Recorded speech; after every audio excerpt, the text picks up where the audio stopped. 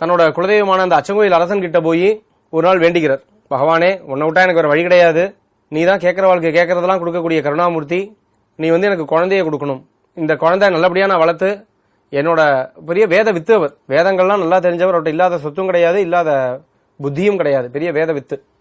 என்னோட வேதங்களும் என்னோட சம்ரட்சணங்களும் என்னோட அனுஷ்டானங்களும் என்னோட அழிஞ்சு போக கூடாது. அதான் அடுத்து எடுத்து காத்து நடத்துறதுக்கு ஒரு சத் புத்திரன் வேணும் அப்படின்னு சொல்லி வேண்டிக்கிறார். அப்படி வேண்டிக்கும் பொழுது நல்லபடியா எனக்கு நீ ஒரு குழந்தைய கொடுத்துட்ட அப்படின்னா என்னோட சொத்து பூராத்தையும் நான் இந்த அச்சங்கோயிலுக்கே கொடுக்குறேன் அப்படின்னு வேண்டிக்கிறார். அவர் வேண்டின்ற அடுத்த க்ஷணம் அவர் ஆத்துக்கு சில நாட்கள்லயே குழந்தை உண்டாருது.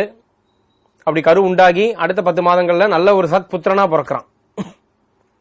குழந்தை பிறந்து அந்த குழந்தைய ஒரு நல்லபடியா வளர்க்க ஆரம்பிக்கிறார்.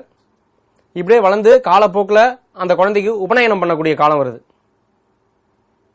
அந்த 7 வயசு வரும்போது உபநயனம் பண்ணக்கூடிய காலம் வர்றது.